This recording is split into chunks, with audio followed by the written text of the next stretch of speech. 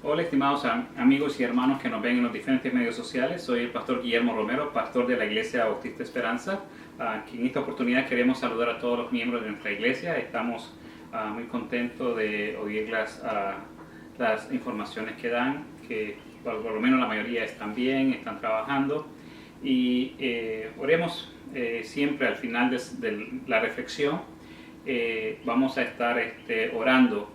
Siempre les ruego por mi concuñado Luis Velázquez, hermano, el esposo de mi cuñada Connie, que está en un nuevo centro o una nueva hospital especializada en cuidados intensivos, y esperamos que su pronta recuperación. Sabemos que Dios está haciendo milagros y gracias, de veras, muchas gracias a todos aquellos que están orando por él.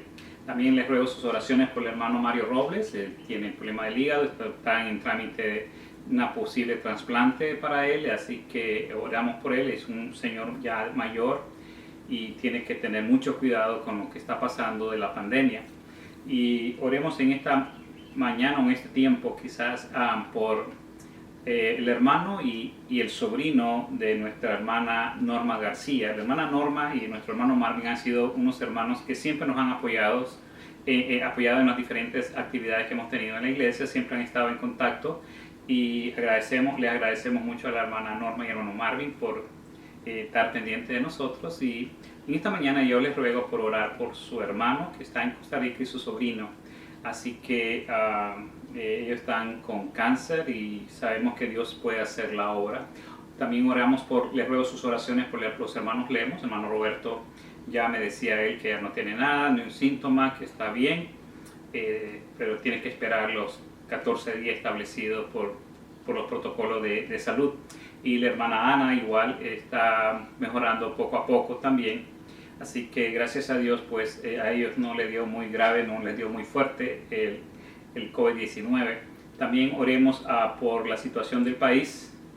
En primer lugar, la pandemia, que todavía hay muertos, todavía hay casos de COVID-19 y creo yo que siempre tenemos que estar orando, no descuidarnos, ya que se han abierto la fase número 1 del gobierno para comercios y actividades sociales. También les ruego por la situación del país, las protestas.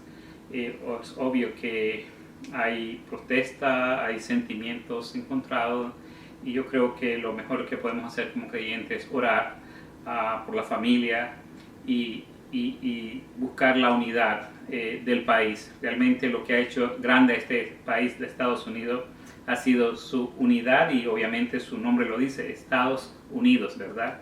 Oremos para que Dios haga la obra en cada americano, en cada estadounidense. Y en esta mañana o en esta tarde, depende del momento que vea este video, quisiera meditar un poco acerca del tema cómo pelear en el matrimonio. Cómo pelear en el matrimonio. Y los invito a leer en Proverbios 14:15, Proverbios 15:1. Dice, Proverbios 15:1 dice, la blanda respuesta quita la ira, mas la palabra áspera hace subir el furor. Una vez más, la blanda respuesta quita la ira, mas la palabra áspera hace subir el furor. Vamos a estar hablando cómo pelear en el matrimonio. Quizás no vamos a terminar hoy, creo que es extenso. Esta es una charla que dimos en las conferencias de familias, casualmente en los últimos domingos que cerramos la iglesia o el lugar donde nos reunimos. Y alguien me pidió que si teníamos audio o videos de esas charlas, y lamentablemente en la emoción de las charlas, en las cosas que hicimos, los juegos que tuvimos, no grabamos, y quizás vamos a hacerlo de esta manera. Entonces usted me dirá, bueno, ¿cómo pelear en el matrimonio? Algún hermano me dirá, bueno, usted me tiene que enseñar a cómo no pelear en el matrimonio. Pero la verdad es que siempre hay discusión, siempre hay dificultades en los matrimonios. No hay matrimonio perfecto. El matrimonio es un pacto ante Dios y es el vínculo humano entre dos personas, un hombre y una mujer, de acuerdo a la palabra del Señor. En nuestros 38 años que Melba y yo estamos casados, hemos visto tantos divorcios, muchos amigos o situaciones de divorcio, gente que se amaba tan dulce, gente que comía en el mismo plato y se miraban tan amables, o los vimos casarse con aquel ánimo, con aquel sueño de crear un hogar, una familia, y de pronto vemos que ese amor se convierte en odio. Como decía alguien por ahí, entre el amor y el odio hay solamente una línea bien limitada. Ahora, yo quisiera mencionar algunos principios, cómo pelear en el matrimonio, cómo llevar las situaciones en el matrimonio. No hay una situación perfecta, como dije, no hay un matrimonio perfecto. Todos tenemos deficiencia en una diferentes áreas. Y yo quisiera mencionar algunos aspectos. En primer lugar, tratar de resolver los conflictos y no hacer un cese al juego. Imagínense, tratar de resolver los conflictos y no hacer un cese al juego. En la mayoría de los casos, siempre decimos, no, yo no quiero discutir, yo no quiero ver el problema, y hacemos un cese al juego y lo resolvemos de esta manera. Ahí muere, ya, no, déjalo ahí, ya no quiero hablar más de eso, ¿verdad? Y los problemas los ponemos como este marcador del libro, que lo ponemos así en nuestra vida, y tarde o temprano, cuando abramos nuestra vida o nuestro libro de vida, ahí va a estar el marcador, tal fecha o tal lugar pasó esta situación. Entonces, en primer lugar, creo yo que tenemos que resolver los conflictos. Si hay un problema de económico, un problema de situación, pues, ver juntos cuál es el problema, cómo vamos a resolver esta situación, pero en común acuerdo. Mientras tanto, si uno solamente pone un parche, un cese al juego, a la discusión, y no buscamos una solución permanente, el problema va a estar latente. Solamente estamos posponiendo y esto se va a ir acumulando conforme al tiempo. En otro aspecto en cuanto a esto de cómo resolver conflictos, alguien o ambas partes tienen que asumir su responsabilidad. Cualquier problema que hay en el hogar, cualquier problema, alguien tiene que asumir su responsabilidad y decir, yo me equivoqué, yo esto lo hice mal. Y el problema es que nosotros como seres humanos no tenemos esa cualidad, ¿verdad? Si nos excedimos del presupuesto o cualquier cosa que pasa, o excedimos una palabra, o dimos unas palabras muy fuertes, ofendimos a nuestro cónyuge, es muy difícil decir, me equivoqué, perdóname, ¿verdad? Y ese es el problema y esa es la clave, el pedir perdón, no I'm sorry o no lo siento, sino pedir perdón, perdóname por tal acción que hice, perdóname por cual situación que yo hice. Y la Biblia nos enseña a ser benignos con todo. Miren lo que dice en Efesios 4, verso 32. Dice, antes sed benignos unos a otros, misericordiosos, perdonándonos unos a otros, como Dios también os perdonó a vosotros en Cristo. Imagínense que nos perdonemos unos a otros. Y esta es una de las cosas más curiosas, y principalmente para nosotros los cristianos. Hablamos de perdonar al hermano, hablamos de 70 veces 7 perdonar al hermano, pero no somos capaces de perdonar a la esposa, o no son capaces las hermanas de perdonar al esposo por un determinado error. Podemos perdonar al vecino que dejó la basura a un lado diferente, pero no somos capaces de perdonar al padre de los hijos o a la mamá de los hijos. Y esa es una situación crítica. Entonces, en primer lugar, en cómo resolver conflicto es pedir perdón, asumir su responsabilidad y pedir perdón, ¿verdad? Aceptar, y otra cosa es aceptar el perdón. Muchas veces nosotros no somos capaces de aceptar el perdón, porque cuando alguien nos perdona es como que estamos asumiendo nuestra responsabilidad de que hemos faltado en algo, y tenemos que aceptar el perdón y oír la frase que nos dicen yo te perdono, y pedir perdón y que la persona nos perdone. Digamos que usted como esposo le dice a su esposa perdóname, no esté tranquilo hasta que su esposa le diga yo te perdono. Ahora, y en medio de estas situaciones, cuando estamos pidiendo perdón, no tratar de traer conflictos de hace 5 años, de hace 7 años, o cuando estábamos en secundaria, en high school, cuando estábamos en nuestro país de origen. No, es tratar de pedir perdón, reconocer nuestra responsabilidad en primer lugar, pedir perdón y aceptar ese perdón. Muchas veces es el problema, que nosotros no aceptamos el perdón de una persona, y ese es el conflicto. Otro aspecto importante es elegir el tiempo y el tema específico cuando va a hablar de la situación. Cualquier problema tenemos que buscar un tiempo y un tema específico. En Proverbios 14, verso 29, dice así: el que tarda en airarse es grande de entendimiento, mas el que es impaciente de espíritu enaltece la necedad. O sea que hay que tardar en airarse, dice la Biblia. Esa es nuestra recomendación: tratar de controlarse, tratar de ser paciente. Pero el punto es elegir el tiempo y el tema específico cuando va a hablar con su esposa o su esposo. No solamente decir, bueno, este problema tengo porque mi hijo me faltó el respeto, o me faltaste el respeto, o cualquier cosa, y después sacar cosas que no van al tema. Entonces, elegir el tiempo cuando ambos no estén enojados. Nunca trate de resolver problemas y conflictos en el hogar, ya sea con su esposo, esposa o hijos, si usted está enojado. Nunca vamos a resolver la situación, nunca vamos a salir bien. Y ese es el problema: reconocer la responsabilidad del asunto.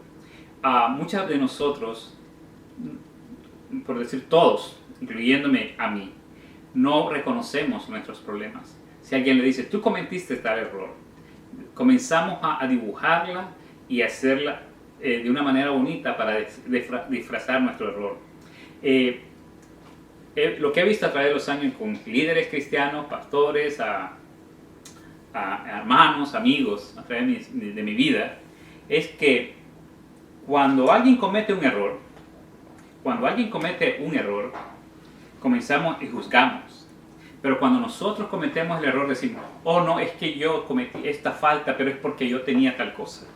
Y comenzamos a armar circunstancias. O si es posible, le echamos la culpa a otra persona. Y esto es lo que es nuestra naturaleza. Es lo que somos realmente. Y Adán lo hizo.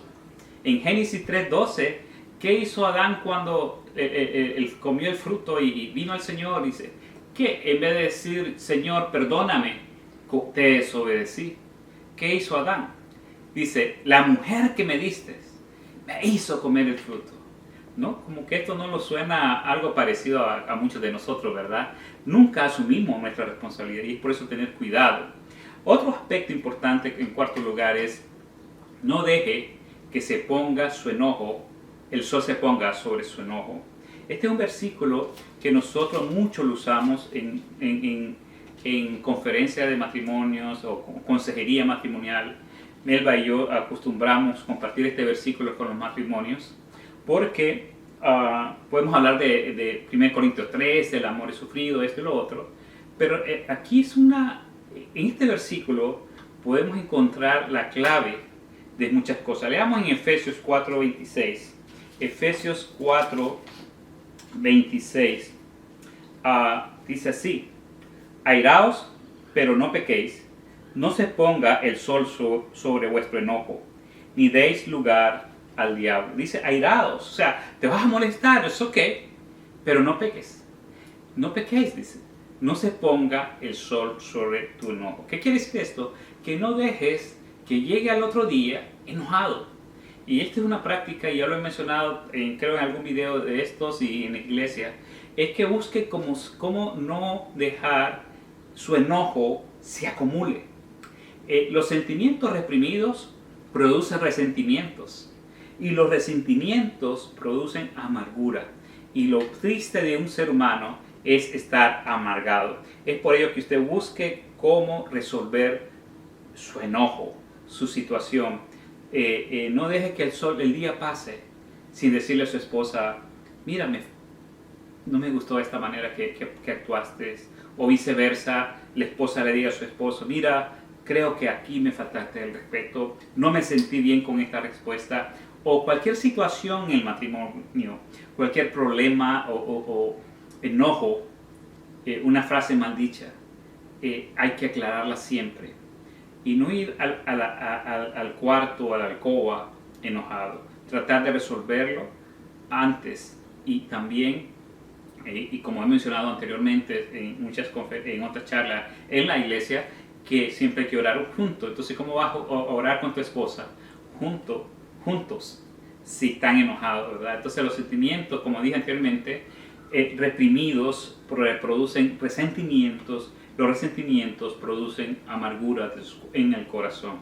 En quinto lugar, debemos establecer las reglas del juego en el matrimonio. ¿Cómo establecer las reglas del juego? Cada hogar tiene reglas en su hogar. Si usted no tiene reglas en su hogar, hay que buscar cómo establecerlas. Una de las reglas en nuestro hogar, siempre, de mis hijos eran pequeños, es no faltar el respeto a nadie. Nuestros hijos trataban de faltar el respeto a mi esposa, yo caía inmediatamente. Así no se le habla a mami, así no se le levanta la voz a mami. O si mis hijos me decían algo fuera de tono, mi esposa Melba caía y decía, no, así no se le habla a papi. Y esas fueron ciertas reglas que nosotros a través de los años en el matrimonio nos establecimos. Y usted tiene que tener sus reglas. Y en cuanto a las discusiones, usted tiene que, una regla, por decir algo, es tratar de no usar estas palabras, nunca, siempre. Porque cuando decimos estas palabras, nunca o siempre, dejamos encerrada a la persona como ni un chance de salvación. Por ejemplo, tú nunca lava los trastes, por ejemplo. Eso quiere decir, bueno, que nunca lava los trastes, más de algún día has lavado los trastes, ¿no? Un ejemplo. O siempre haces tu voluntad. Por ejemplo, la esposa le puede decir al esposo, tú siempre haces tu voluntad. Yo he oído esa frase en muchos hogares. Uno llega así y se suenan esas frases. Pero nunca o siempre estamos condenando prácticamente a la persona de una manera encerrada, ¿verdad? Asegurarse de mantener, una de las cosas es eso, no usar el tema nunca y siempre, y también el otro aspecto es mantener la discusión en el tema. Siempre cuando vaya a discutir algo con su esposo, su esposa o en el hogar, manténgase en el tema. Por ejemplo, un trabajo, un cambio de trabajo, un enojo, mantener el tema en la discusión. No traer otros temas, bueno, en la Navidad y pasó esto hace 2 años en la Navidad. No, es en el momento. Lo que van a hablar es de mantenerse en el tema. Otro aspecto, y este es bien importante, hermanos, no destruya el carácter de su pareja. No le falte respeto. Es triste cuando la mamá le falta el respeto al padre delante de los hijos, o viceversa. El padre usa malas palabras o palabras ofensivas a la madre delante de los hijos. Una de las cosas que debemos de eliminar en el hogar, en la relación, en la práctica diaria, en el matrimonio, es el sarcasmo. El sarcasmo es aquello como entre risa y indirecta te estoy diciendo algo. Por ejemplo, por decir algo, la esposa le puede decir, bueno, tú que siempre haces, siempre tú como tú eres el que sabe todo, hazlo. O sea, una indirecta, ¿verdad? Y como tú sabes hacerlo, pues tú siempre lo haces, tú haces siempre tu voluntad. Son cosas que en el hogar, tarde o temprano, eso se va acumulando. Y esta regla es bien importante, no destruya el carácter de su esposo, ¿verdad? Tú eres muy injusto, tú eres un mentiroso, tú nunca cumples las promesas, o viceversa, de tanto el esposo, y van destruyendo en su discusión, y van aumentando el tono, y de pronto hemos causado heridas, rencores, que van a ser muy tarde de olvidar. Como dije, necesitamos ser sabios en el matrimonio. Ustedes como pareja se unieron en matrimonio soñando lo mejor, formando castillos en el aire y se fueron de luna de miel y a la semana ya no era luna de miel, era luna de hiel, ¿verdad? Y Y es allí donde tenemos que ser sabios. Dios quiere matrimonios fuertes. Matrimonios fuertes van a formar una iglesia fuerte. Un matrimonio fuerte va a producir hogares fuertes, hijos unidos y una sociedad fuerte. Mira lo que dice Pedro en 1 de Pedro 3:7. 1 de Pedro 3:7. Dice, vosotros, maridos, igualmente, vivid con ellas sabiamente, dando honor a la mujer como a vaso más frágil y como las coherederas de la gracia de la vida, para que vuestras oraciones no tengan estorbo. Hermano,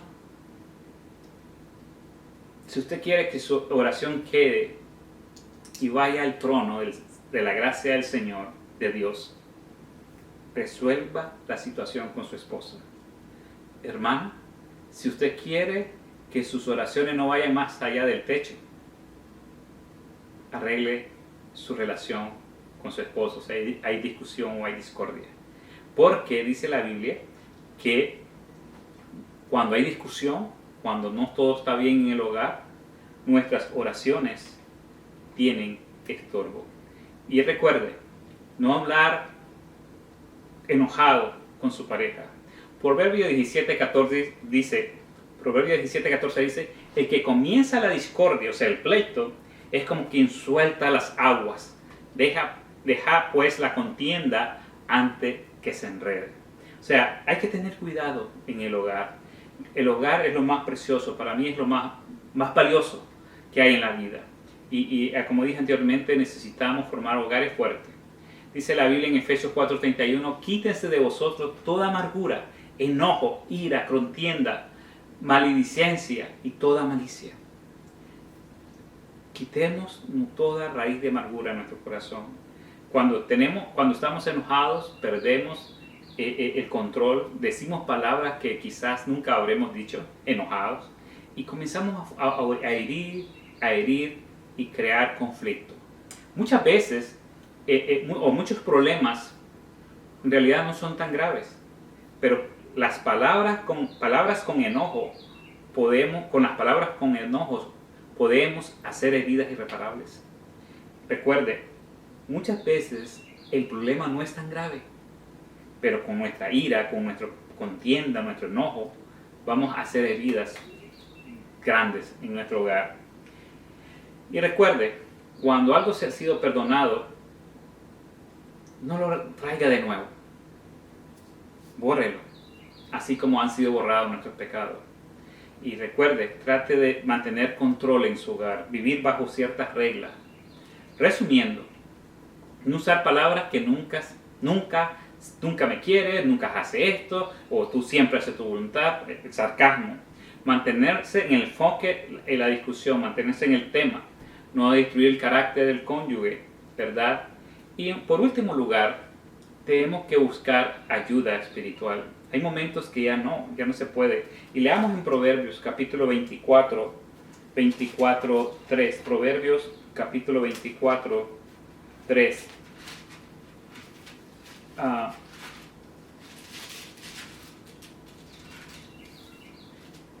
Dice así, con sabiduría se edificará la casa y con prudencia se afirmará. Imagínense, con sabiduría se edificará la casa y con prudencia se afirmará. Hermanos, tenemos que cuidar nuestro hogar. Proverbios 15:22 dice, los pensamientos son frustrados donde no hay consejo. Nuestro anhelo, nuestras metas pueden ser frustradas porque no hay consejo. Mas en la multitud de consejeros se afirma. Así que tenemos que buscar ayuda espiritual, no ayuda a cualquiera, no vaya al vecino y se convierte su problema en un chisme. Busque consejería, por ejemplo, su pastor, alguien que tenga madurez espiritual, alguien o un amigo que sea fiel al Señor. Nunca vaya a buscar a alguien que no le va a dar un buen consejo. Si no le va a hablar de Cristo, si no tiene un consejo con la Biblia, eso está difícil. Tiene que ir con la Biblia y darle un buscar, orar juntos. Esa persona que va a aconsejarle tiene que estar en un momento de oración, ir con la palabra del Señor buscando sabiduría y no cualquiera puede aconsejar en un matrimonio. No permitamos que las pruebas, las tribulaciones dañen nuestro matrimonio. Dios quiere que nos unamos, hay que desechar las cosas negativas, no llevar los problemas a la alcoba, al matrimonio, al cuarto, como dicen, y buscar ayuda espiritual. Debemos que evitar esos resentimientos, esos sentimientos negativos y que se van acumulando y cuando explotan es cuando resulta inevitable el divorcio. Tratemos de resolver los pequeños conflictos antes que sean más tarde. Ahora, ¿cómo pelear en el matrimonio? Pues tenemos que controlar la discusión, mantenerse en el tema y vivir nuestro matrimonio, nuestro hogar con sabiduría, con alegría, crear un ambiente de armonía en el hogar. Que Dios le bendiga. Para concluir, solamente quiero hacer una breve invitación. En 1 Timoteo 2:5 dice, porque hay un solo Dios y un solo mediador entre Dios y los hombres, Jesucristo hombre. Estimado amigo, la vida eterna entre ir al cielo o ir al infierno no está en la religión, no está en hacerse miembro de una institución, no está en hacerse miembro de decirlo bautista o tal denominación, es en creer en Cristo. Dice la Biblia, no hay otro mediador entre Dios y los hombres, Jesucristo hombre. Y Él nos dijo, yo soy el camino, la verdad y la vida. Nadie viene al Padre si no es por mí. Él es el camino. Y en Juan 3:16 dice, porque de tal manera amó Dios al mundo, que ha dado a su Hijo unigénito, para que todo aquel que en Él cree, no se pierda, mas tenga vida eterna. Vida eterna es ir al cielo por la eternidad con Dios, a ser salvo, ser levantado por la gracia y misericordia de Dios. Si usted quiere ser salvo, solamente confiese sus pecados y dígale al Señor, yo rindo mi vida a ti, yo quiero vivir para ti. En una simple oración, y dígale, Señor, aquí está mi vida, mi corazón, acéptame, recíbeme. Y recuerde, Dios es el que va a hacer el cambio. No espere usted cambiar para ir a Dios. Dios es el que opera el cambio en nuestra vida, porque no somos perfectos.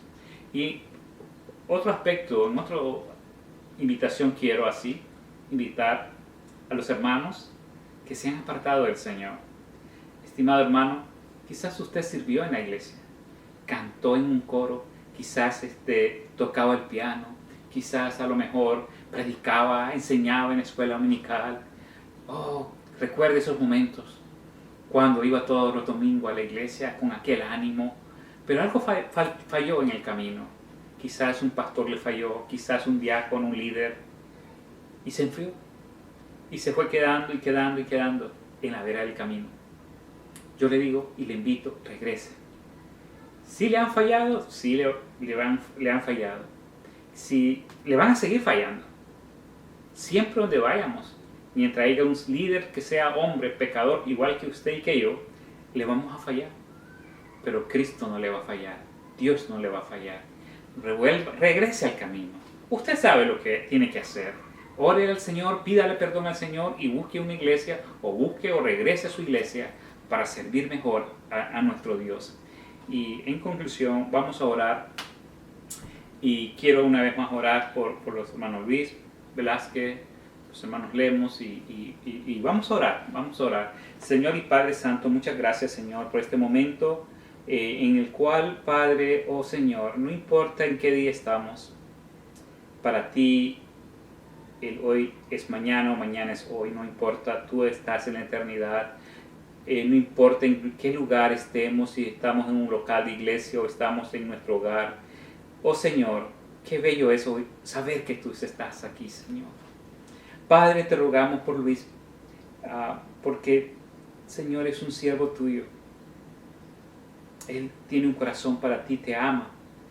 Lo ha demostrado, Señor. En ocasiones ha dejado todo para irte a servir lo vimos irte a servir a Nicaragua, Costa Rica, Perú, Señor. Úsalo, Señor. Continúalo usando. En medio de toda esta situación, sé que tú puedes hacer algo y Él puede servirte. Quizás no lo entendemos, tu plan, hoy no lo entendemos, pero vendrá el día que podamos ver tu grandeza, Señor. Padre, sánalo, guárdalo, bendice a Connie, Señor, dale sabiduría, fortaleza en sus decisiones. Te ruego por Lala y Noelia, Señor. Padre, te ruego por la familia Lemos, por el hermano Roberto, Señor, que tú, gracias porque lo estás restaurando, gracias por la hermana Ana, que también la está restableciendo, Señor, su salud. No fue para mayor gravedad, Señor, te rogamos y damos gracias por eso. Te rogamos por el hermano y la hermana Norma García, que tú hagas la obra en él, igual por su sobrino, Señor. El cáncer es una enfermedad bien letal, Padre, y te rogamos que tú puedas hacer un milagro, Señor. Te rogamos por el hermano Marvin y Norma García, Señor, que los continúes bendiciendo, usando en las diferentes maneras que los estás usando, Señor. Padre, te ruego por los hermanos de nuestra iglesia, Señor, que tú los cuides, que los guardes de esta pandemia, Señor. Y gracias por aquellos que están trabajando, por que no han sufrido gran necesidad, no han estado enfermos, Señor. Guárdales y bendíceles, bendice a Melba, Padre, mi esposa, cuídala, protégela, bendice a mis hijos, Señor.